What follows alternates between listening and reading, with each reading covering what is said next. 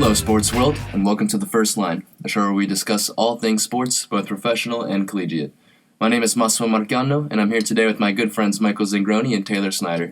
How are we doing today, gentlemen? Doing well, Mass. Definitely a lot to talk about. Different things going on. Diverse. We like diversity here. And guess what? March Madness coming up, Sweet 16. I'm excited. Mike's excited. Mike, how you feeling today? I love it. I just love everything basketball, especially when it's with college. March Madness is great. It's fun. It's fantastic. I love it. Especially when I can hear Dick Vitale's voice. That makes it. That makes it. Don't forget, we may not be playing games, but NFL a lot going on too. Definitely a lot to talk about. Excited. Let's get this show on the roll, gentlemen. All right, now let's get on to the most important thing. We're in the heat of it. We've been waiting for it for a long time. Comes every year, only once a year, March Madness. Gentlemen, what's going on? We know that YouTube actually made a bracket. You guys actually put a lot of good work into that. Didn't quite work out the way because the bracket has been a little fluctuate. It's been a pretty messed up March Madness. It's been hard. Let's talk about this. What's going on? What do you guys think? In my opinion, it's the lack of upsets. I was looking, at the beginning of this year, I see, Villanova lost to Marquette.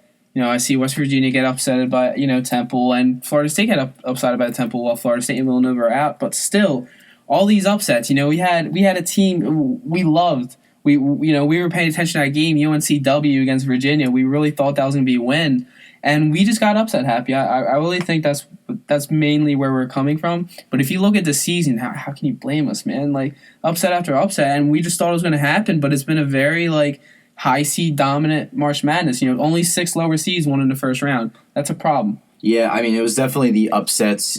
Years past, you found that if you're going to win March Madness, idealistically, you need to be bold. You need to think outside the box. I think you can't really blame us. However, I think we did underestimate a lot of teams, one being West Virginia. Mike, great point. We saw the game earlier this year versus Temple. Definitely an inconsistent team.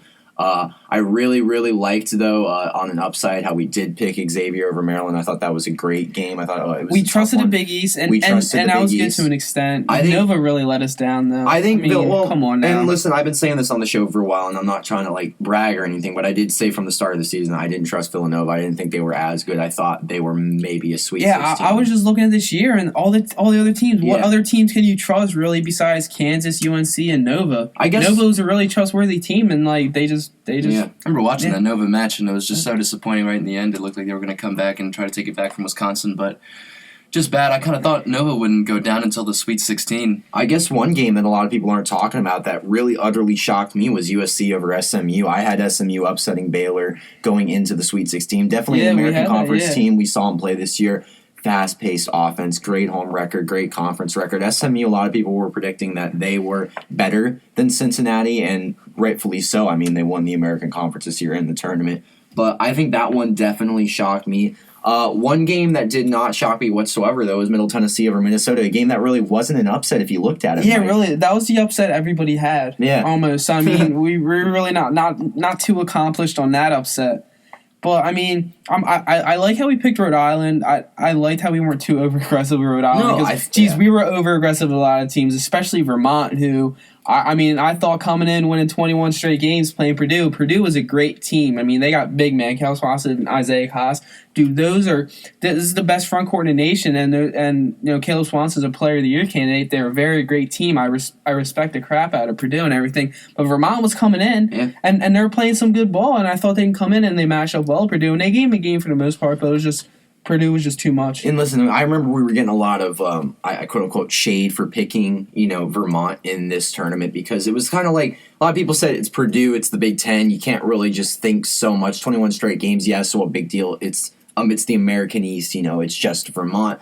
But the reason I liked Vermont and the reason that we both liked Vermont coming into this game, Mike, was besides the fact that they had arguably one of the best coaches, if not the best coach in the American East, but they had men who could get to the rim. I mean, we watched guys all season like Anthony Lim, we watched Trey Bell-Haynes, we watched Peyton Henson, and we looked into this team, and the thing that we loved about Vermont was their ability to get to the rim, the ability to score. And in March Madness, that's crucial. And you guys are going to get to the rim. You can have perimeter shooters. You can have guys that are going to get you in the game, but you need people who are going to get to the net and score because it's March Madness. When you're playing a team like Purdue, like we said, I don't even need to reiterate my point. They're from the Big Ten. Big Ten's a competitive conference. If you're playing teams like Purdue, you need to know how to run a tight shift on defense, and you need guys who are going to get to the rim. And I looked at that, and I said Vermont has all the caliber to be an upset team, and I thought for sure this was going to be the team But I guess the more I looked at it, there was a lot of disrespect to a couple of teams, Mike, and I think one team that we definitely disrespected a lot was Northwestern. I mean, regardless, of the fact that they were had out. a good story, yeah. But we did need to respect the fact, and same with Michigan. I will say Michigan, we needed to respect momentum, and I think that was a big takeaway. When we were talking about this, we had no respect whatsoever for the fact that Michigan was on a hot streak. We had no respect whatsoever for the fact that Northwestern was on a hot streak. It's a lot of just combination of things. I think the two big takeaways, though, by far, lack of upsets and underestimation. I mean, and heck, that guy could be argued for every year, but I think this year especially, Mike, it was a little shocking, I guess would be the word. Yeah, I'm looking at a real team. I'm just looking at a bracket, and some guy who has a perfect bracket out of South Carolina going to the Final Four. I think that's funny, but shout out South Carolina real quick. A lot of respect for that. They come in this tournament. They do not have one tournament win. No. First Sweet 16. As a program. Yeah, it's their first Sweet 16. They got their first 2 wins in program history in the tournament. And they beat 2 solid teams. They beat Marquette and they beat Duke. Marquette, who we loved. We talked Marquette up on the show 2 weeks ago. Another Big East team. Yeah. I mean, but South Carolina, they did it by coming on in the second half. Marquette, was beating them early, but in the second half they carried on. And Duke, they scored I think it was 63 points in the second half against Duke. They really came on and they beat them by a considerable margin. I guess. I mean, they beat them by 7 points. I mean, that's not easy to beat Duke by 7 points, and they did it. And they played a really good game. And honestly, them playing Baylor, while I probably might not want to watch a lot of that game because it's Baylor, South Carolina, in Sweet 16. That's not the greatest matchup, but I think South Carolina can definitely make an Elite 8 run right here. I guess while we're on the subject, Mike, before I lose here, do we want to talk about Duke for a minute? Duke being a lot of people had Duke winning the national championship. Yeah, I mean, coming as ACC tournament champions. Coming out ACC tournament champions. Remember we were talking last week, I thought at the end of the day it's going to be Duke, UNC, and I still thought right before they played South Carolina it was going to be Duke, UNC, but now what do you say about Grace Snell? What do you say about Jason Tatum? 2 guys that potentially will be entering the NBA draft this year. Mm-hmm. It's still Duke. You're still going to have guys coming in. They recruit like it's no other. But I guess, Mike, but beyond the fact of just Duke just losing, I mean, what is this saying about their program? When did they go over here? They're losing 2 very big guys. Do you think that this is going to be Luke Kennard's team this year? Do you think, heck, even Frank Jackson's going to stay around? I mean, Mike, there's a lot to talk about. There's a lot of empty holes here. And I guess Duke is just, once again, has showed us they're the team of question marks. They're the team that you can't trust. They are that 1 seed that you just can never trust year in, year out. I think it always helps when they come in on a year in, year out basis. Yes, there's going to be upsets and everything. They lost to Lehigh 1 year, but you still have Coach K. So you're always going to be in the running. You're always going to be a top 3 seed, I believe, with Coach K. So, I mean, that's one thing I look at. But, I mean, just the South Carolina team, just a lot of props, and they play fast, they play physical, and I just like the brand of basketball they're playing right now, just displaying. And they beat 2 very good teams, Marquette and Duke, and they got to play Baylor, which is a very, very winnable matchup. And so we look a little bit further, Elite 8, they play either Wisconsin, who, shout out Wisconsin, we just talked about that Villanova, but like Wisconsin's a very good team. They're a great tournament team in the Big Ten. They're the top tier program in the Big Ten. Yes, they're an 8 seed, but they got very underseeded. And I think Wisconsin can go over Florida, and we can have a 7-8 matchup in Elite 8 there, and that could be a very intriguing matchup. Being a new kid on the block with a team like Wisco. If I were to ask you guys, actually, what team in your bracket so far do you think you're just like most surprised to see actually just make it so far to this point? Well, I guess just building off what Mike said, I'm not shocked at all about Wisconsin because I told Mike right before the game, watch him win this game because let's not forget they beat Kentucky 2 years ago when Kentucky was undefeated up to that point in the season. I guess right now, when I really, really look at it, South Carolina was a bit of a shocker. I watched South Carolina all season, and they were a solid team, but like they didn't really blow me away as a team. I guess Baylor still being in the equation is definitely a shocker. Yeah, because that's the big one. I for thought me. definitely like SMU was going to win that game. I think that's where we went wrong, but we thought SMU was going to beat Baylor. Yeah, and I think that's reasonable. Like I really liked SMU, but a team that I'm really shocked at right now, and huge props up to them. I'm a huge, like West Virginia guy. Like I'll look out, you give props to West Virginia real quick because they're a good program. And we had Notre Dame going in the Final Four because we believed West Virginia is not consistent enough to knock them off. And in my opinion, if it wasn't Notre Dame going in the Final Four out of that bracket, it's either West Virginia or Arizona. Yeah. And I think if West Virginia can keep up this brand of basketball they played the last couple of games and how they just really dominated Notre Dame the whole game, they can definitely dominate Gonzaga and definitely beat Arizona. If they keep up this brand of basketball, they're without question a Final Four team. Yeah. And if not, if you want to go a step further, they can definitely win a national championship. They just got to keep up this consistency. That was my biggest knock on West Virginia, and that's why we didn't have them going far because I didn't believe they had the consistency. Yeah. And I thought Notre Dame had the experience, and Really, just Notre Dame just didn't come play their game against West Virginia. They just weren't prepared for it. And if West Virginia can get that press going on you, you can't beat them. Yeah. It's very hard. Yeah, and I think I agree with you, Mike. Just kind of building off your point, Notre Dame we liked a lot because it's all about experience in this tournament. I think the big thing was experience for us because we've seen year in year out. You can have the best team, you can have all of this, you can have the pieces, you can have the coach, you can have the conference record, but it's all about who's going to come down, who's going to come up big in crunch time, and who's going to win you games deep in games. You looked at them all season. You look at their season statistics. Offensively, they were great. We saw what VJ Beacham going to do. I loved Matt Farrell. Yeah, he struggled. He struggled in the game in West Virginia. That was a big thing. And that was my next point. It was the combination of him struggling. Bonzie Colson had a pretty decent game himself, but hey, he didn't even perform that well. And listen, I mean, it's March Madness. With foul trouble the whole game. It's March Madness. If you're not showing up to play press Virginia, you're not scoring. Like you said, Mike, when they're on, and that's the best defense in the country, arguably. And I guess we saw and we added it all up, and we saw the run that Notre Dame had, and we liked Notre Dame offensively. We really, really liked them offensively because you need a team that's going to score. But I guess, Mike, one thing we didn't really look at was their defense, and I think their defense was good in the regular season, but we thought that would translate over to the tournament, and unfortunately, it just didn't. Yeah, especially West Virginia, if they can force you into double-digit turnovers even in the first half. Like, I mean, they just have fast breaks. They'll get 3-on-2, 2-on-1s, 3-on-1s and stuff, and it's easy to score when you're having all them odd man rushes. Yeah, say, but it's easy to score. So just like if they get that press going, they can beat anybody really, and I think they can beat Gonzaga. And I like them to beat Gonzaga in this next matchup, West Virginia. I think it's definitely very possible, especially with Gonzaga's past history of tournament failures. This year, I think a lot of people have been talking up Gonzaga like this is actually listen to me, like this is the year. But at the end of the day, I think it's still Gonzaga. I think West Virginia definitely, most certainly can beat Gonzaga.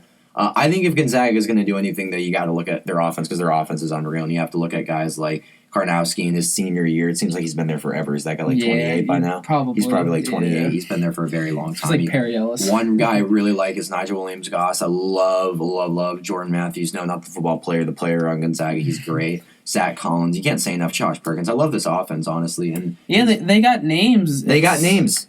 But the problem is they don't have wins. And you want to know what? They sure don't have. They don't have titles.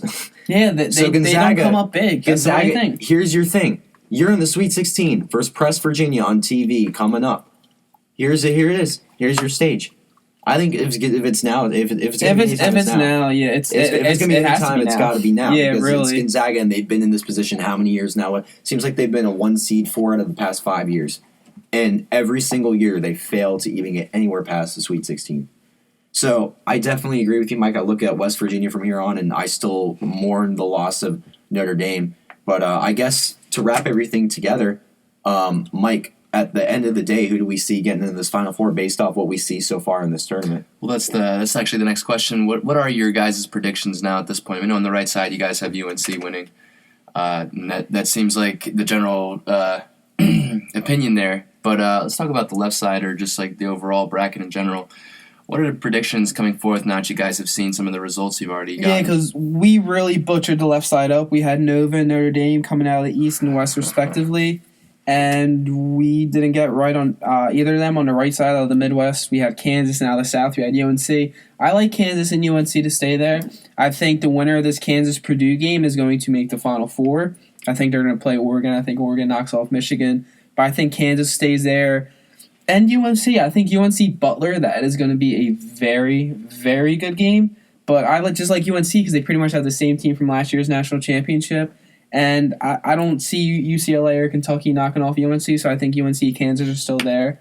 So what do you think out of the right side? I like to stick with Kansas and UNC. Mike, I actually you're going to be a little shocked here. I actually have Michigan beating Oregon, but then I have Kansas beating Michigan. I like Michigan just based off momentum, and I guess I've learned my lesson after this tournament. It's all about momentum, apparently. Yeah. It's the year of the momentum. That's what we're doing. And then one other thing, I'm going to make another bold prediction here. I got Wisconsin making the Final Four, and I don't care what you say because it's Wisconsin at the end of the day in the tournament, and I will reiterate my point. I said clearly before they played Villanova, I'm like, they are very prone to upset Villanova, and if they can upset a team like Villanova, they can upset an undefeated Kentucky team. It's still Wisco in the tournament. They're disrespected. They were disrespected. They were very disrespected in football this year. No one talked about them. So I actually like Wisconsin. I like the trend to continue. I think they're going to make the Final Four. So I got Kansas, Wisconsin moving down. At the end of the day, Mike, I really, really like West Virginia. I think if West Virginia brings their game, Mike, it's just going to be West Virginia. Because if you think about it, I think Xavier has potential to beat Arizona, but I think it's still going to be Zona. So we're looking at West Virginia beating Gonzaga, playing Zona. So then you got West Virginia coming out of there, and then out of the right side, at the end of the day, UNC. Yeah, I agree with you. I think that Final Four is the same for me. I got UNC West coming to final with UNC coming on top. Yeah. And with that, I'm going to pick the Cleveland Browns to win it. No, I'm just kidding, because we're moving on to our next topic. Do they have enough talent? Pats, the draft, the Browns, they have more than enough talent. Because right now, this week, we're talking about the AFC North, ladies and gentlemen. Probably one of the most interesting ones we're going to talk about, because this contains probably just like one of the worst teams out there right now. The worst, not one of these. So, the Cleveland Browns, I think they just came back from Arena Football or something, so they're just moving here. Guys, let's talk about this draft plan the Browns need to use. A lot of people are talking about quarterback. A lot of people are just saying build around the team. The Browns have a lot of rookies, a lot of young guys, and they're definitely trying to add to that. And Hugh Jackson's definitely trying to get this whole new organization set up. Tell me, you guys, what do you all think the Browns should do to fix their team this season? Should they? Go right ahead. I'll give you two things right off the bat. So quarterback right now, so I guess my first question to myself would be: is this the year that the Browns maybe finally stop with the whole quarterback game? And I think yes. I think this is the year they finally trust Brock Osweiler. Maybe they do something like they draft Deshaun Watson, try to work him in there. So I think this is finally the year the spotlight gets off the quarterback. I think this is the year of the pass rusher and the defensive back in Cleveland. Defensive back will speak for itself. I mean, there's a pretty strong draft class, and I mean, look, there's a lot of talent to work with this year. Listen, you're the number one overall pick. You're the number one overall pick, so don't tell me you can't draft at least just one just solid defensive back. And they have the Eagles number 12, so they can definitely get a top 10 talent at number 12 easily. Pick. Pass rusher, it's self-explanatory. Myles Garrett, it's your best option at the end of the day. As much as it's the safest option. As much as I'd love to show love to Derek Barnett, it's the safest option. He played at Texas A&M, kid's a beast, and he translated well to the Cleveland system. I like him in that pass rush, but no, I think it's basically in the defensive back scheme. And I guess at this point, it all really comes down to who you're looking at. I mean, there's a lot of guys to look at. You can look at, Lattimore out of Ohio State. You can look at Marlon Humphreys out of Alabama. You can look at Sidney Jones out of Washington, who's still a huge question mark. So there's just a lot of talent to look for. I mean, finding talent at quarterback or safety really, really shouldn't even be that much of a challenge for this team. But building off of that point, Mike, besides maybe the pass rush, do you think maybe offensively this Cleveland Browns team should do anything in this draft? I think offensively they can. At number 12, it's hard, though, because you can go with a name that's very trendy, O.J. Howard. You can get that tight end who's apparently Gronk-like. And he is very good. He really showed out in the last couple of games with Alabama, but he's an offensive thing you'd take. But it's a tight end in the top 15. I don't know if that's the pick Cleveland should go with, because they got a lot of holes, a lot of other places you can find a tight end that can do the job for a couple years until you get everything fixed.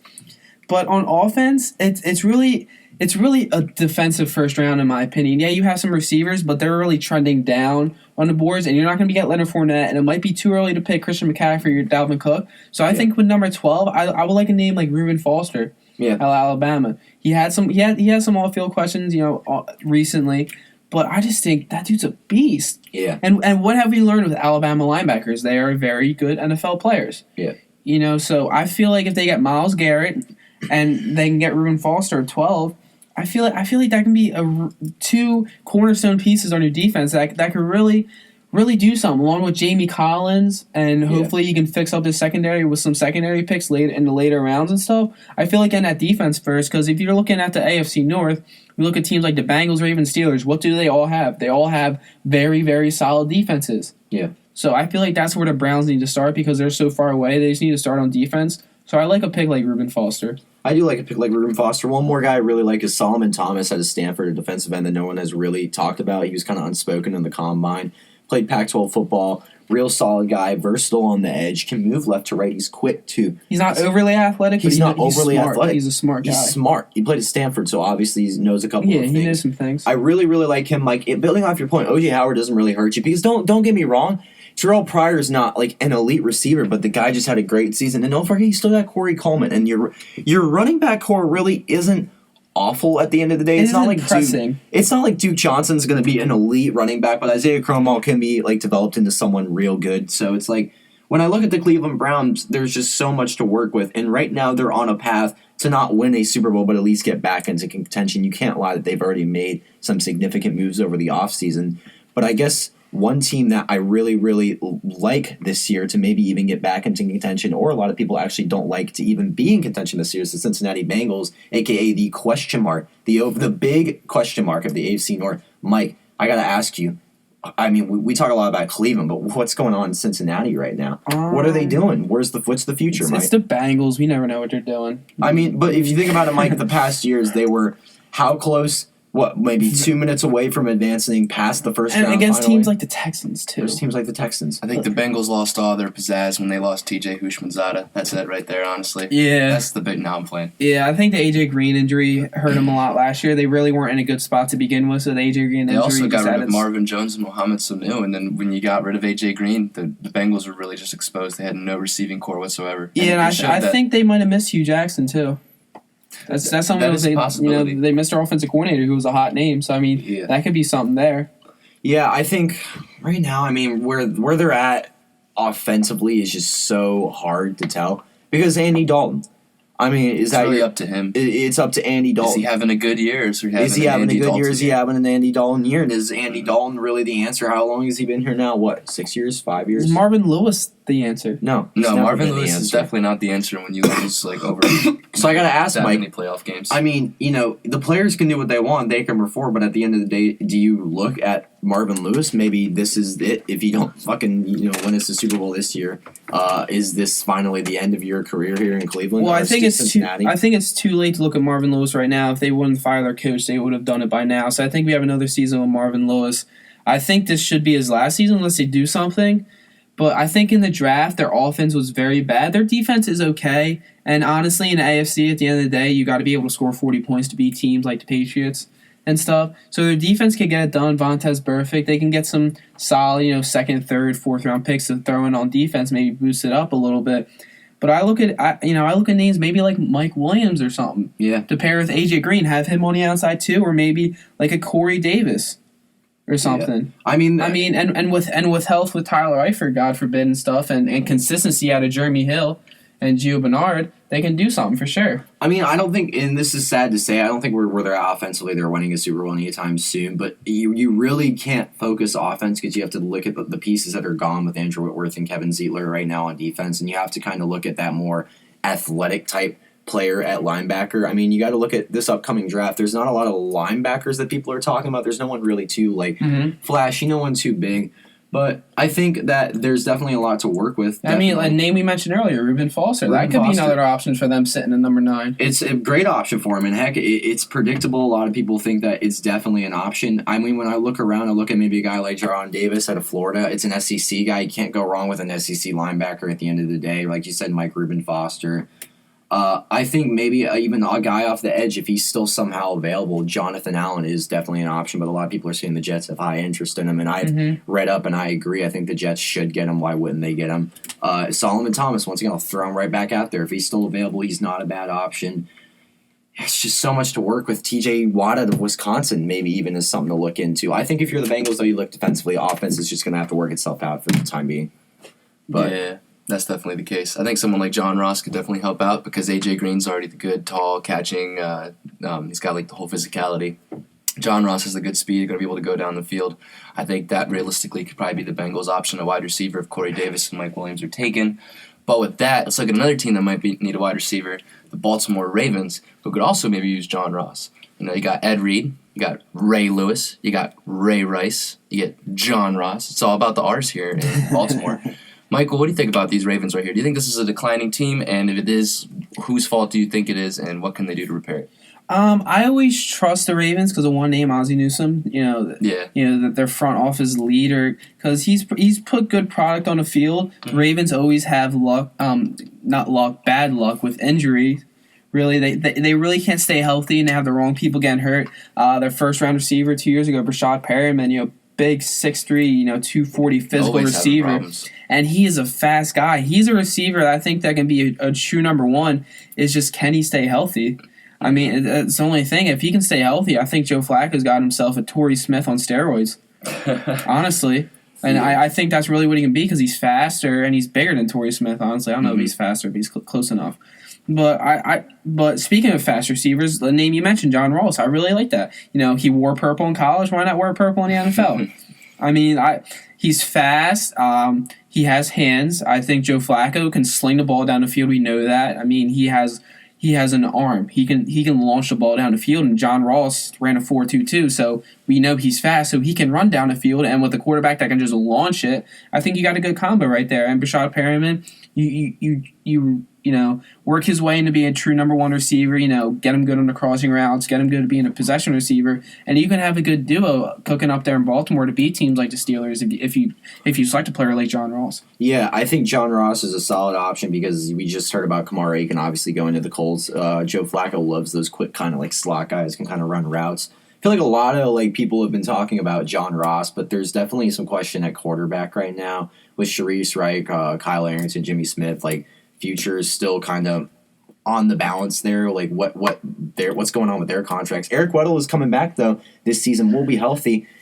Do you think Eric Weddle is even an answer right now at safety, or do you think maybe they? Well, he's not a long term answer, but I think for I think for a leader you want safety. I think for a leader you have for 2 years, if you can get a young quarterback or get like young linebackers, Eric Weddle would be a very good guy, to have in there, to help, teach them the defense because, he's seen a lot of defense. He's played it for all of his life and he's very good at it on top of that. So I feel like he's a good piece to have on there to help groom these young guys because they can still win a division and stuff. So Eric Weddle's good. Plus with the young guys, I feel like that can be a good combo. So Yeah. it wouldn't be stupid for them to take secondary. And I hate to bring it up, but right now at cornerback, there's really not much left on the table. I mean, A.J. Boye is obviously gone. Stephon Gilmore got taken care of. Logan Ryan is on the verge of probably getting re-signed in New England. Lord knows why. I don't know why we're doing that, but whatever.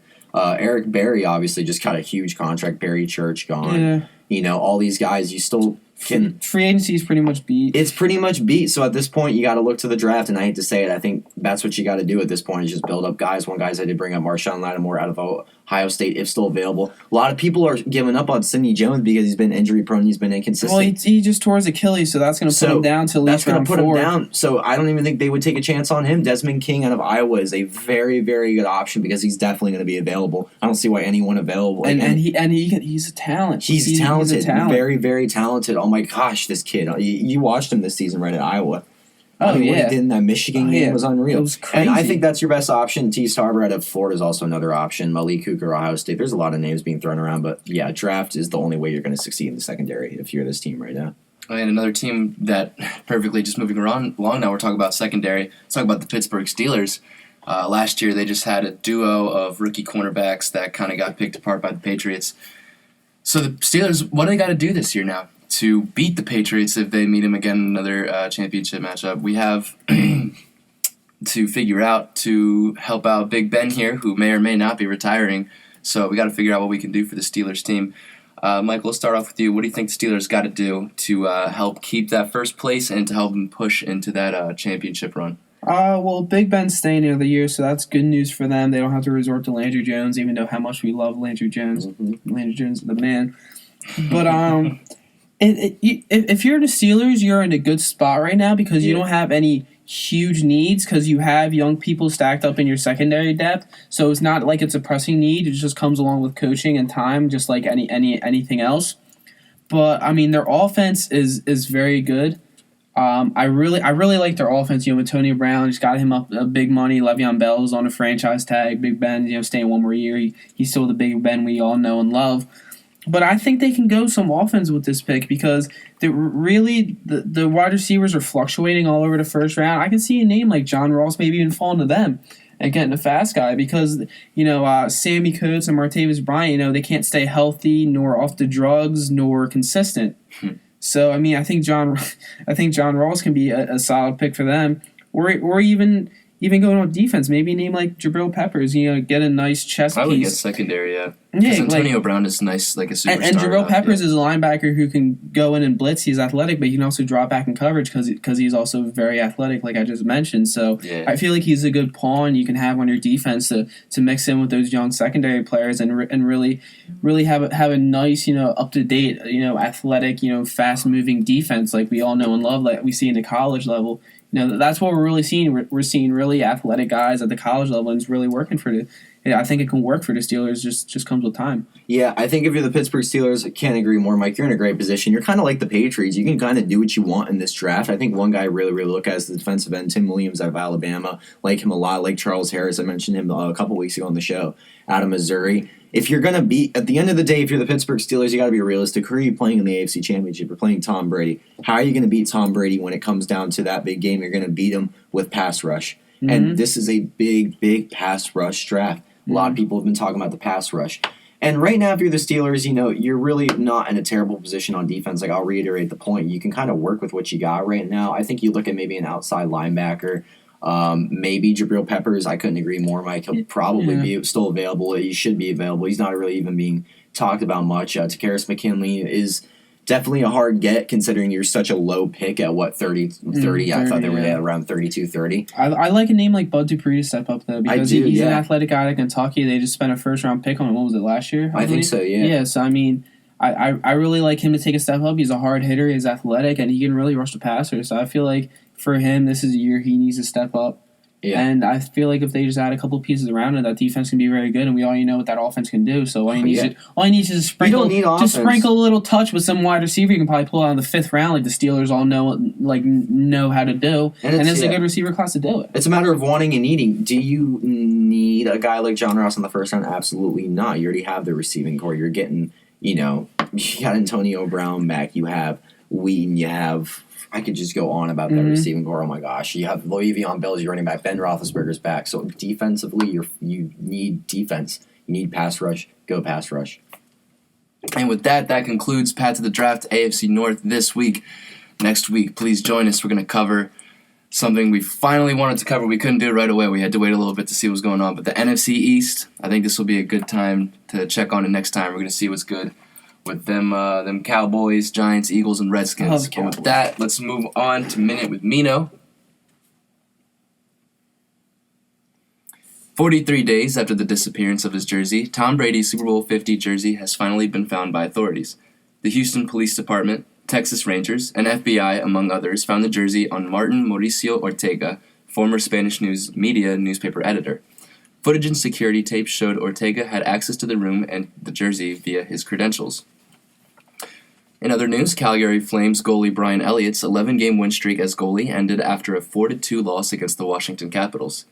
Elliott, who had a .942 save mark and a 1.7 goals against average during the streak, had a spectacular stretch on a struggling Calgary defense. Elliott's teammate Matthew Tkachuk was also suspended for 2 games after elbowing Drew Doughty during the loss. And in final news, NBA Commissioner Adam Silver shared his opinion on coaches resting players this early in the season, calling it a significant issue. This pertains to teams like the Cavaliers and the Warriors, who have been resting players to prevent injury for playoff time later this year. And with that, let's move on to our first hot topic then, which is Adam Silver talking about NBA players resting. Now, we know players like LeBron have been resting out. During the game of the week we were talking about last time, Warriors versus Spurs, they were resting some of the players.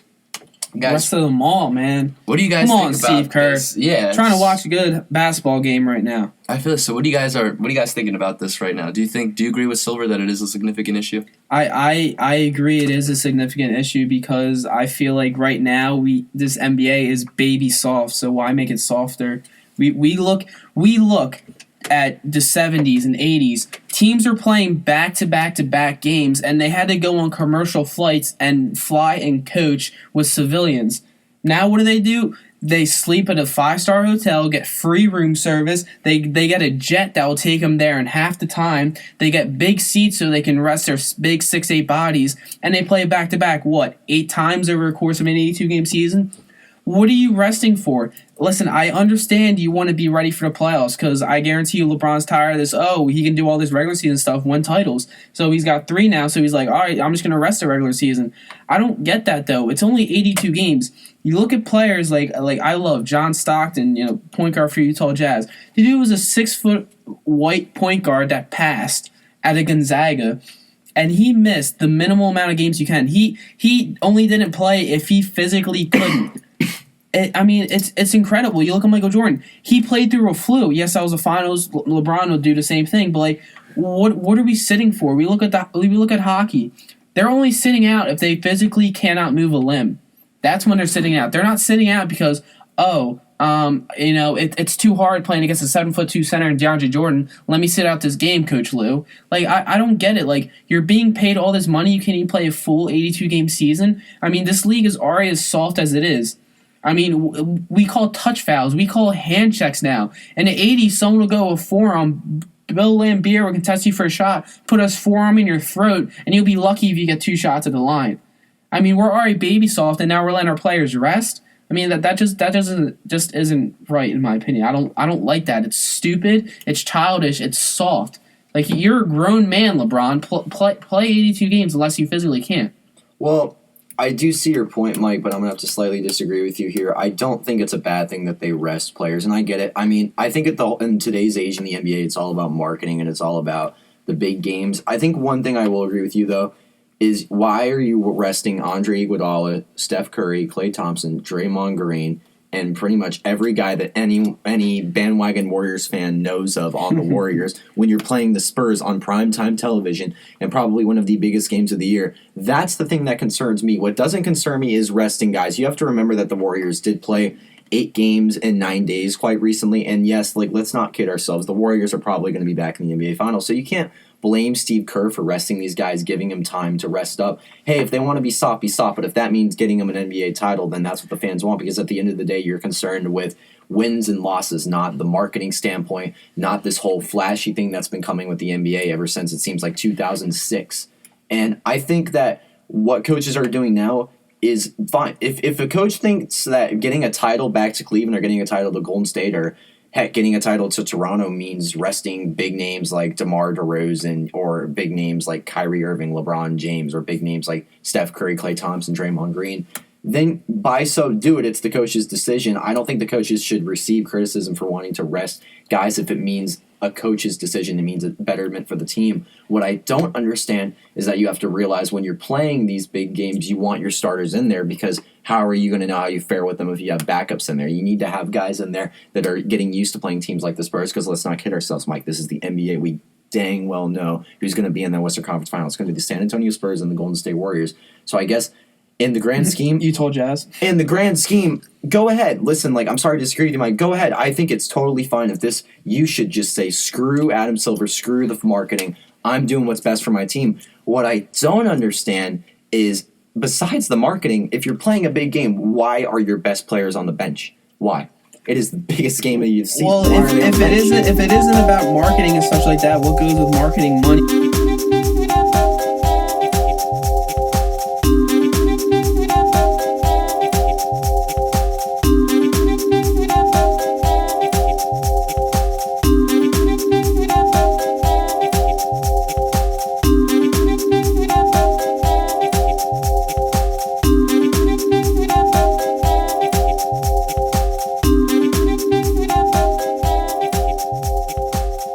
43 days after the disappearance of his jersey, Tom Brady's Super Bowl 50 jersey has finally been found by authorities.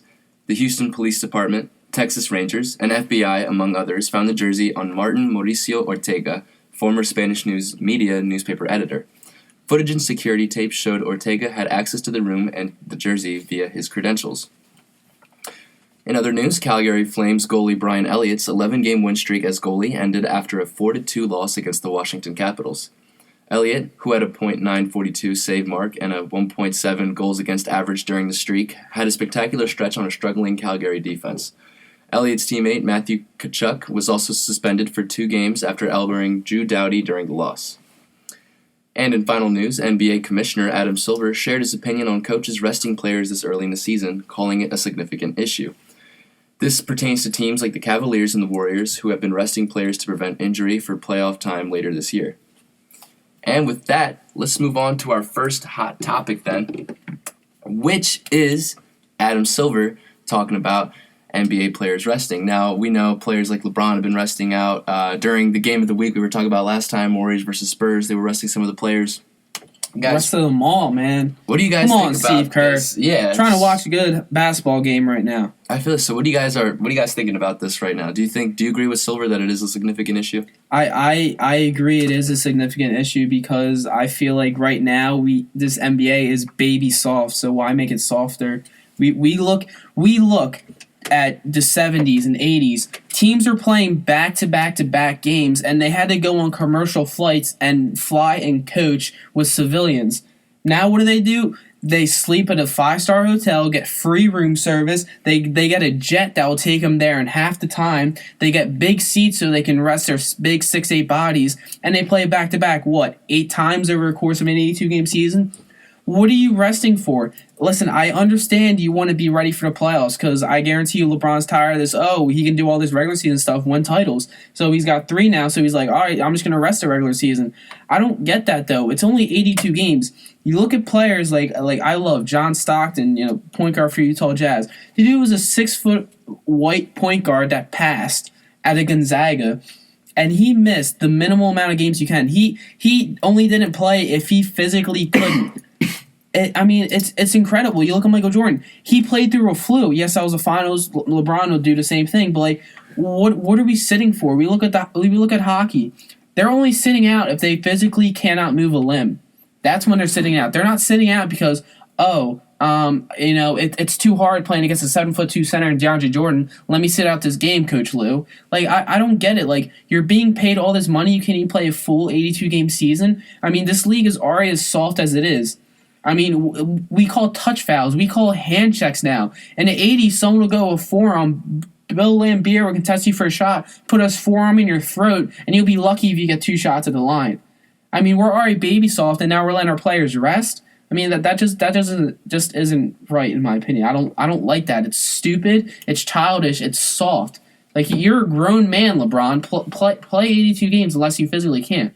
Well, I do see your point, Mike, but I'm going to have to slightly disagree with you here. I don't think it's a bad thing that they rest players, and I get it. I think in today's age in the NBA, it's all about marketing and it's all about the big games. I think one thing I will agree with you, though, is why are you resting Andre Iguodala, Steph Curry, Klay Thompson, Draymond Green, and pretty much every guy that any bandwagon Warriors fan knows of on the Warriors when you're playing the Spurs on primetime television and probably one of the biggest games of the year? That's the thing that concerns me. What doesn't concern me is resting guys. You have to remember that the Warriors did play 8 games in 9 days quite recently, and yes, let's not kid ourselves. The Warriors are probably going to be back in the NBA Finals, so you can't blame Steve Kerr for resting these guys, giving them time to rest up. Hey, if they want to be soft, but if that means getting them an NBA title, then that's what the fans want, because at the end of the day, you're concerned with wins and losses, not the marketing standpoint, not this whole flashy thing that's been coming with the NBA ever since it seems like 2006.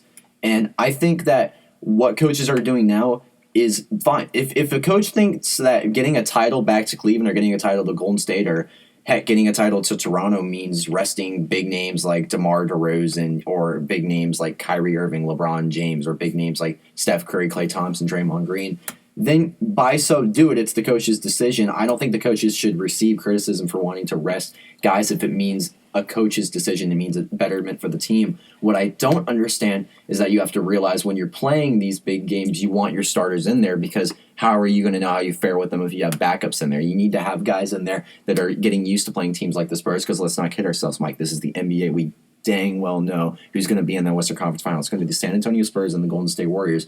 So I guess in the grand scheme, Utah Jazz. In the grand scheme, go ahead. Listen, I'm sorry to disagree with you, Mike. Go ahead. I think it's totally fine if this. You should just say, screw Adam Silver, screw the marketing. I'm doing what's best for my team. What I don't understand is, besides the marketing, if you're playing a big game, why are your best players on the bench? Why?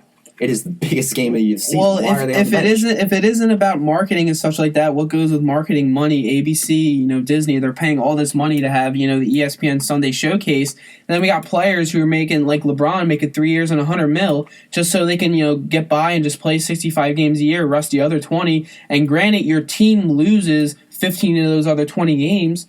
Like, I mean, they should make less money then if they're not playing the full 82 games. Well, I think You make the most money if you play 82 games. Like, I mean, I understand you can get hurt, but if you're not playing all these games, you can voluntarily sit out. I mean, it's not fair for one player to make 3 years, 100 mil, and he's playing 65 games and he's going baby soft in the league. I guess Like that's you're the whole you're thing. making this money to play. They're paying you. There's contracts. There is big billions and millions and almost close to trillions of dollars very shortly to see you on that court on the Sunday Showcase game, and you're sitting out. Like, you're supposed to play those games. Like, I understand if you want to take a rest, once every, 40 games, like, maybe 2 rests, but come on, man. You can't be soft like this. I guess it's just saying screw the marketing. I guess that's what they're trying to do because they're not concerned about what's going on the outside. They could give less of a dang. They want to win games, so I guess that's why they're doing this. That was just my stance on it. The main message is that the fans will never be happy, NBA, unless you do everything we tell you to. Not but I'm playing. With that, let's move on to our second hot topic. Former Pittsburgh Steelers cornerback Ike Taylor, 2-time Super Bowl champion who played 12 years, strongly expressed his opinion that Darrelle Revis, the former cornerback for the New York Jets and Patriots, should retire. He said that because of Darrelle Revis' accomplishments, the Super Bowl, the Pro Bowls, and pretty much his ungodly stats as a cornerback, pretty much supports that if Revis were to retire now, it wouldn't really change anything for his post-career, which is definitely Canton, Ohio. He's definitely going to get up there. So let me ask you guys, do you agree with Ike Taylor that Darrelle Revis should retire, or are you thinking, wait a minute, it could be kind of interesting to see him play as safety because he does, have some pretty good coverage skills still? I think it's time to go, Darrelle Revis. You have nothing left to prove. You've been in the league for how many years, it seems like, for 10-year career? Let's not forget, besides the 2016 fall-off, this was Darrelle Revis at one point. He was the premier corner. He was the, quote-unquote, in the words of Richard Sherman, the best cornerback in the league. So I think... and especially coming off this assault thing, I know all the charges were dropped and everything, and he's in this better place now, and he wants to get back on the field. Right now, we've seen a decline in numbers, especially in New England. They brought him into New England. They thought this was going to be the spark that just stacked up that defense. Didn't really work out. If we look at his past stats, I mean, he allowed 27 catches on 56 targets. Back in 2016, he allowed 51 catches on 79 targets for 743 yards, compared to 370 yards in 2015. 743 minus 370. I'm not going to do the math right now, but that's a huge difference. It's a difference. And it's apparent that Darrelle Revis has kind of been on the downfall, especially with all the buzz that's been surrounding with the contract, wanting more money, all these extensions, teams not really wanting him, kind of being that hazard on defense. I think right now where he's at, his stats aren't really there. Like I said, there's been a big dip off from 2015, especially all the way to now. He's back in the New York now where he started off. As much as I would have loved him to see retire in New England, he should retire with the New York Jets. I think he's in a perfect position to let it go. Darrelle Revis, you had a great 10-year career, but I don't think him having one more year in the NFL is really going to fix his career, especially 10 years in the NFL. We've seen this, Mike. 10 years in the NFL, I mean... It's more than enough. It's more than enough, dude. Yeah, I mean, Darrelle Revis, I feel like he's at the point... He's only played 10 years, but he almost has no choice to retire. He's still out there in a free agency market. He just had all this legal stuff come up. And he really had a bad year last year. And I was listening to some Philly sports talk, and they're making some great points. I'm going to use it. He gave up on the Jets. I mean, they're a playoff team in 2015 where, he had 5 interceptions. He did some work this year. He only had a 51.9 QBR against him. So he was having a good year, that doubled 102.5 to this year. So he pretty much gave up on the rebuilding Jets. And I feel like if he wants to stay in the league, he has to take a 1-year low-money deal. If he thinks he can get the max, which, I mean, I hope he doesn't think that. Good God, I hope he doesn't think that. But, if he can take a 1-year, $8 million deal, then he can go to a team maybe like the Eagles or a team like the Steelers who need some cornerback help, who need some veteran cornerback help, and see if he can do something. Yeah. I mean, I don't know what much he can do. I don't know. He doesn't need to do much. In my opinion, I believe he is a first 5 ballot Hall of Famer. Within the first easily. 5 years. Actually, I did read that. I think he is. But I just feel like there's really no point of him staying unless you want to make some extra bread. Right. So have some play money when he's retired. Right. I mean, that makes sense. But really, there's no huge point to get in here unless he just wants to be a minimal play corner. And I think to just wrap everything up, I think one thing that has been unique of Darrelle Revis, and one thing you have to respect him from the first day he came in, pretty much all the way up till his 10th season, every game started. Every game he started. Mm-hmm. Every game. He's got a Super Bowl ring. He's accumulated over $118 million over the career of his contract. He's played 10 seasons. what else do you have to prove? You got a ring, you got the money, like you said, Mike. Unless you're trying to earn a little extra play money for the offseason, you're not really going to get much out of this next contract. And let's be real, what's one more year on the New York Jets really going to do? You went to New England, you had a little fun, you came back to the New York Jets where you belong. Darrelle Revis, as someone who has played the position of cornerback before and can relate to kind of like watching him and how over the past years, I see the decline. I see the talent's not really there what it used to be. And I see that Darrelle Revis isn't what he used to be. It's time to go, Darrelle. I'm sorry. Yeah, I mean, unless he wants to collect some extra gear. I mean, he's got some nice gear right now with the Jets, Patriots and Bucks. Unless he wants to catch some, extra swag real quick, he can do it, but really no point. Yeah, and I think when it's coming from someone like Ike Taylor, who's had 12 seasons in the NFL, then you kind of know right there, like, hey, from one vet to another, just call it a day. But with that, let's stay away from the old guys and head to the new, to the young, fresh faces. We got the game of the week this week. Going to have Lonzo Ball versus De'Aaron Fox with number 3 UCLA versus number 2 Kentucky this Thursday at 9:30 in the Sweet 16 round. Guys, who's winning? What's going on? Will LeVar Ball do something crazy there, or should I wait till a little bit later to mention that stuff? LeVar Ball's going to hit the game-winning shot. Oh, my God. So,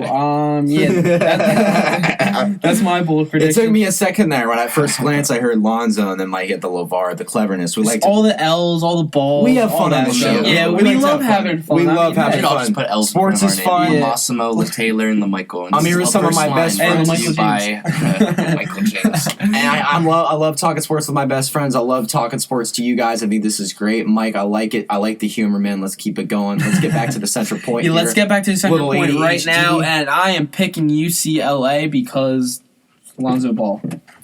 Well, Mike, as much as I really would love to agree with you, I'm going to pick Kentucky because John Calipari. All right, so in the NCAA tournament. When I look at the end of the day, I like Kentucky just because of the based off experience offensively. I think they're more powerful. I think UCLA needs a little bit more on defense. I don't think Lonzo Ball can really. That Malik Monk kid, man. He's great. He's a baller. I don't think Lonzo Ball, and I like that. I like that, by the way. Lonzo Ball hitting the game-winning shot, but I think this is a Kentucky game. I got about 89-78 final. I actually think it's going to be high scoring. I think it's going to be 83.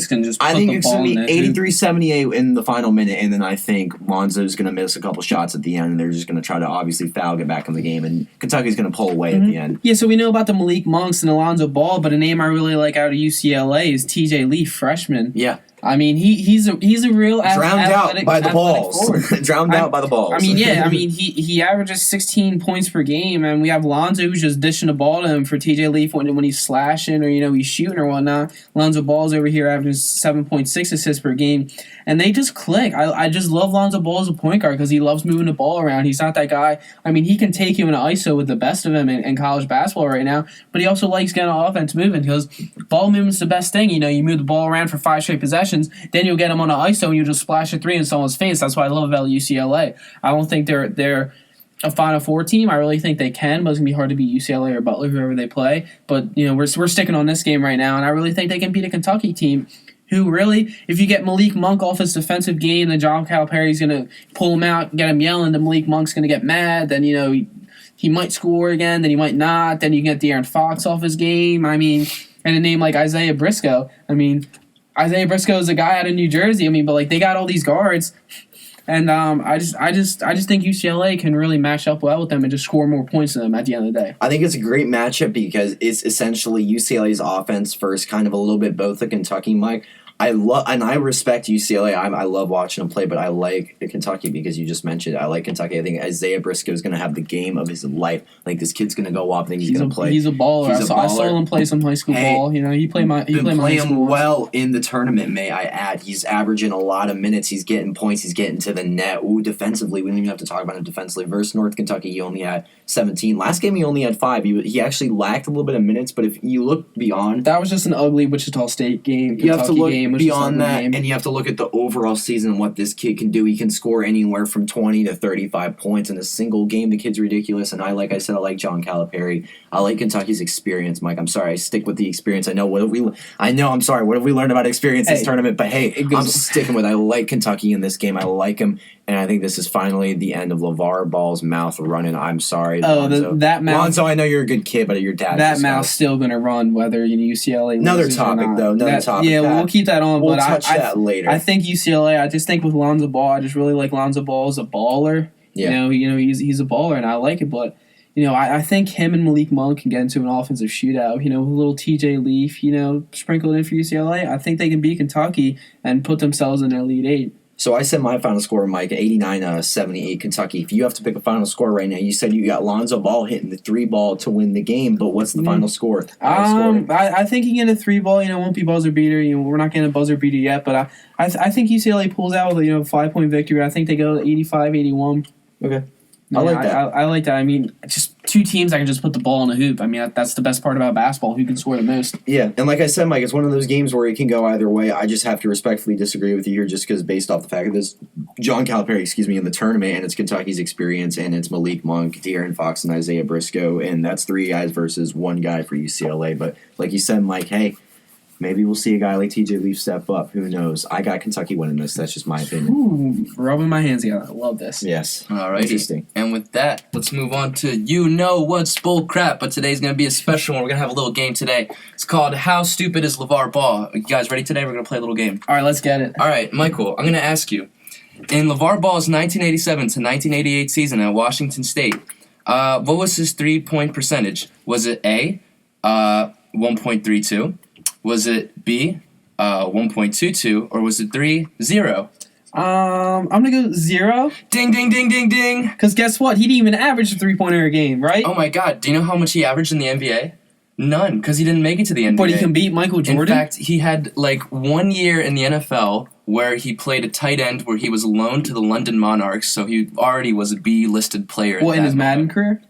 So, Did he ever wake up from the dream? Here's the best part about LeVar Ball is that you can get mad at LeVar Ball for what he's saying and say, yeah, we get it. What he's saying is stupid. He's outspoken. And a lot of it's true. But I'm more disappointed in the media and the public for just letting this man, get to their heads like this. It's like, if any other player was really saying this, any other old player, it wouldn't really matter. But it matters right now for LeVar Ball just because his son is a great NBA player.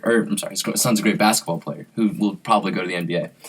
Meanwhile, the entire time Lonzo right now is just playing basketball. He's just chilling. He's doing his thing. He's just chilling, man. Meanwhile, you got USA Today, you got ESPN, you got Sports Illustrated writing about LeVar Ball's crazy, all my kids are worth $1 billion shoe deal.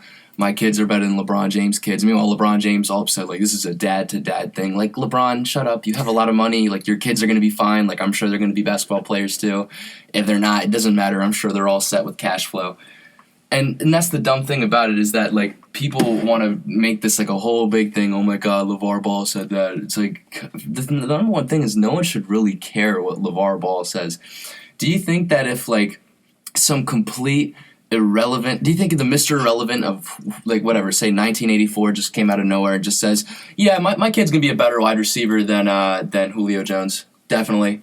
Or Jerry Rice. How tall is he? 5'11". How fast is he? He probably run a 5.4. But I could totally beat Calvin Johnson in a one-on-one race and in a catching contest.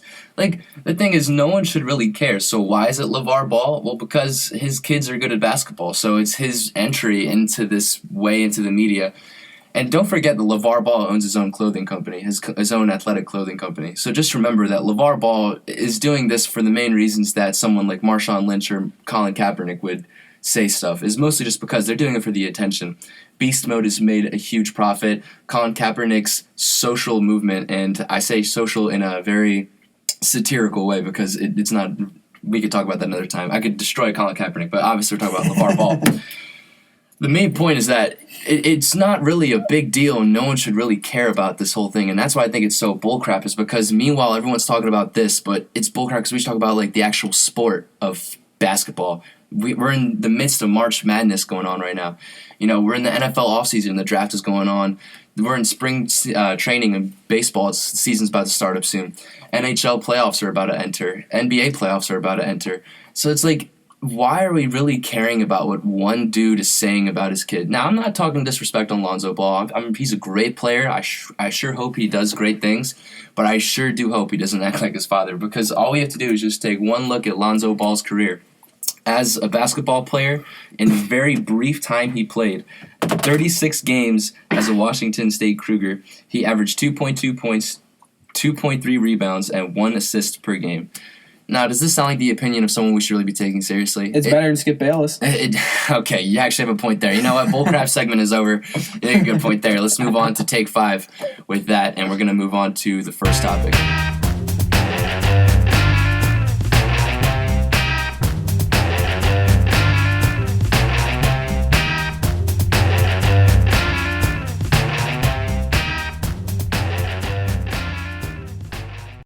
And with that, we move on to our final topic of the day, Take 5, where our two hosts here are going to pin up some ideas that they've made up. 5 reasons as to why what they are saying is the absolute truth and why you should follow it religiously until the end of your life. Start off with you, Taylor. What do you got for us today? I got 5 reasons why the Butler Bulldogs will make the Final Four. First off, my very first point is, what have we learned? Never disrespect the Big East. Both teams, Xavier and Butler, were both underlooked the entire tournament, both under the radar. They are currently both still alive, still in the Sweet 16, still pumping, still going. We go into this game versus UNC. We look at a guy like Justin Jackson. We look at Joel Berry III. And a lot of people think that's way too much for Butler. But if you look at it in the grand scheme of things, Butler, when getting guys off the rim and forcing them to outside shots and forcing them to take more time on possession, for Butler to gain more time on possession, make UNC decrease their time of possession. We have seen that this has translated to not only wins, but great success. This is why every single year Butler is such a great team, because a lot of people have talked about how they don't quite have enough, but it seems like every single year they have enough. And that brings me to my second point. They've been here before. Butler made 2 Final Four appearances under head coach Brad Stevens and were inches away from winning a national title, almost in the last second shot by who other than Gordon Hayward. Shout out to the Utah Jazz. Number 3, pressure is actually on UNC, because if you think about it, they're the favorites. At this point, the ACC really isn't looking too great in the tournament, so this puts more pressure on UNC to win, regardless of the fact that they are the favorite and they are playing Butler, who, oh, by the way, has been here before. Number 4, the road to the Final Four is actually quite winnable. UNC is a better overall team compared to UCLA and Kentucky. The big one right now is UNC. If they can get past UNC, it is very likely that they match up well versus a team like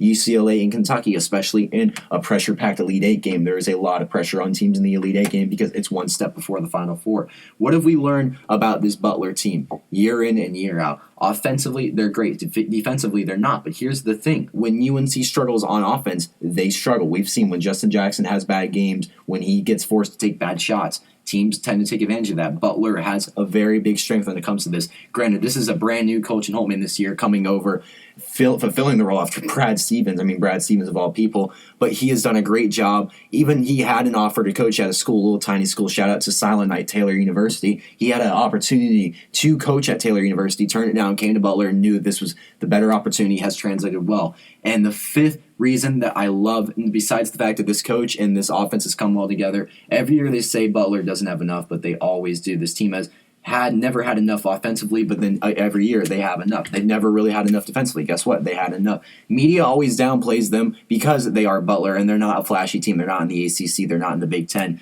But one thing that we have learned about this team is that regardless of what you say about them, regardless of if they have the statistics, whether they have the numbers, whether they're first in the Big East, whether they're last in the Big East, they're always overlooked. They're always undervalued. They played a very tough Big East conference this year with Villanova. They had a very, very good conference record. We saw what they did on the road. Overall, Kellen Martin's playing incredible basketball. Kamar Baldwin's fantastic. Avery Woodson. There's a lot on offense. And let's not forget the fact that what we've seen so far in the tournament. We've seen Butler come out, play not really two very powerhouse teams, but they played very well early off the bat versus Winthrop. This is going to be big. They need to play early versus UNC or they will not win this game. I'm telling you right now, this game's all in the first half for Butler. And one thing that I will back them up overall is the fact that they had a 25-8 overall record in the Big East, which we have learned, never disrespect the Big East. It's always going to be a tough schedule regardless of what team you are in the Big East, and they finished with a 12-6 conference record. Every single year, the teams with the best conference records are the ones that usually translate well into the tournaments because the conference games are crucial, and that shows what teams can and can't show up in the big games. Altogether, this is 5 reasons why the Butler Bulldogs will be back in the Final Four and maybe even the year that they shock the entire world and bring home a national title to Indianapolis. That's all I got. Mike, you got something to say? Oh, I got plenty of things to say. Thank you for asking. But spring just came along last Monday. It did. Apparently, it did. I mean, we'll walk outside and we'll be like, "Oh my God, I hate this weather. I hate Philadelphia," and I frankly probably will say that. But spring has got me looking. I see spring. I think spring training, and I think baseball. God, I love baseball. Yeah. Definitely go out to America's game. America's game. I definitely want to get some hot dogs. Go watch a Phillies game this year. But Yes. definitely do that. We have to. I love hot dogs too, by the way. But here we go. Here's my 5 things to know. 5 things you need to know heading into this baseball season, because by the time we get our next show in 2 weeks, baseball will be here. So 5 things you need to know. Number 1, the Cubs are here, and they are here to stay. And another name that's here to stay, Chris Bryant, the third baseman for the Chicago Cubs. They just broke that 108-year drought. So for majority of that 108 years, the Cubs were the laughingstock of the Major League Baseball. Well, not anymore, kids. They're good, and they're going to be good for our generation. I think they can be the dynasty of this generation. Excuse me. You look at Chris Bryant, and you look at, Anthony Rizzo, Javier Baez. You go 24, 25, 27-year-olds, young kids, man. And you look at that division with the Cardinals, who are in fluctuation. And the Pirates with Andrew McCutchen, they can't stay consistent. We don't know. So I think the Cubs can really dominate that NL Central, going to playoffs year in and year out. And in the NL, you really just have the same teams over and over again, and none of those teams are on the Cubs standards. They don't have the pitching, nor the hitting, nor the fielding, nor the fan base, nor the nice stadium, nor the swag, or anything that the Cubs have. So I think the Cubs are here, and they're here to stay. And I think Chris Bryant is going to be your MVP year in and year out. He's going to be top 3 in voting, and he's going to win it almost every other year in this NL, and he's going to be the NL MVP year a lot. And number 2, the Cleveland Indians were not a fluke last year. You look at the Cleveland Indians, you're like, why were they in the World Series last year? Frankly, I was thinking the same thing. Well, why were the Cleveland Indians in the World Series last year? Well, I'll tell you why. They're actually pretty good now that I look at it. Last year they were very good. They brought the Cubs to 7 games at a 3-1 lead. They should have won that World Series. They blew it. Yes, Cleveland blew a 3-1 lead, I will say it. But they were missing a lot of people. They were missing Michael Brantley. They were missing Carlos Carrasco. They were missing injuries. They had a lot of injuries for their playoff push, and they weren't even their full strength when it came to the World Series. So they didn't even have their full roster. So that is definitely something to look at. So I think the Cleveland Indians are not a fluke. I feel like the AL Central with the Tigers and the Twins and the Royals, I don't think that's consistent enough. I think the Indians can be a team the consistent team in the AL Central that we haven't seen since the Tigers. Number 3, we might be close to the end of the Tampa Bay Rays. I like when they're the Devil Rays better, by the way. Just throwing that out there. But the Tampa Bay Rays, they made the World Series in 2008. They had the little cowbells going and everything, but the Phillies swept them out of the ballpark. They beat them 4-1 in series. Go Phils, 2008 World Series champs. But you just look at this. They're last year in MLB attendance. There are 3,000 fans behind the Oakland A's. So I believe you look at a city like Montreal. I mean, can we have a return to the Montreal Expos maybe? They don't have attendance. Frankly, they don't have a roster. Outside of Chris Archer, I really can't tell you one person I really want to watch play for the Tampa Bay Rays. So I think we can have a team moving up to Canada. And another team on the downfall, number 4. This is the year the frustration takes over the Los Angeles Angels organization. You have a player like Mike Trout, who in my opinion can be a top 5 baseball player of all time up there with Joe DiMaggio, Babe Ruth, and whoever you want to put up there. But he's playing on the Los Angeles Angels, who frankly their second best player you can really say is Albert Pujols. And what's Albert Pujols? He's 37 years old and he can barely touch 30 home runs without batting less than 250. So where are the Angels going? Now look at their roster. They don't have one appealing player who is 25 and under. They really don't. They have Andrelton Simmons, their shortstop. That's it. They really don't have any solid young pieces, and that could really lead to frustration with Mike Trout getting all this money. He's going to want to win at some point. He's a great baseball player. This dude is an MVP year in and year out. He's a Silver Slugger, Gold Glove. He is a 5-tool perennial all-star, and I'm going to say it, he's a first-ballot Hall of Famer when he gets there, barring anything tragic. So what are the Angels going to do? They have to get over this. So I think this year frustration takes it over Because think of this, Mike Trout's going to be free agent soon, and they're not getting good anytime soon. So he could be leaving, and that could build up, and that could really take over the Angels organization rather than being good, because they really don't have the opportunity to be good right now. Because you still have a team like the Texas Rangers with Cole Hamels and stuff in the AL West, and you have a good young Astros team who I really think is going to take a step up last year after a down year last year. So I really don't think this is a favorable division nor American League for the Los Angeles Angels, and I feel like their team is not good either, and the frustration will really take it over. And number 5, my NL Rookie of the Year favorite, Dansby Swanson, infielder for the Atlanta Braves. You look at the NL East, besides Bryce Harper and maybe Yoenis Cespedes every 20 games, you really don't have a player you look at and says, wow. So I feel like he can not only take over the Rookie of the Year valve, but I think he can take over this division with Bryce Harper. He's a very good young player. He had 129 at bats last year.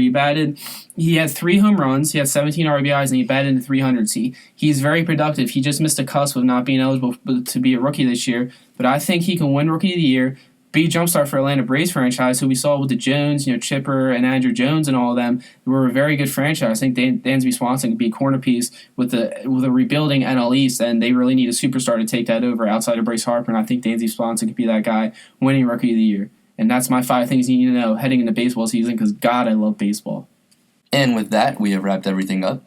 Thank you for joining us on The First Line. My name is Masso Marciano, and here today with my good friends Mike Zangroni and Taylor Snyder. We wish you a good night. Please join us again next time, and also be sure to follow us at TFL Sports Talk on Twitter. Thank you very much. See you then.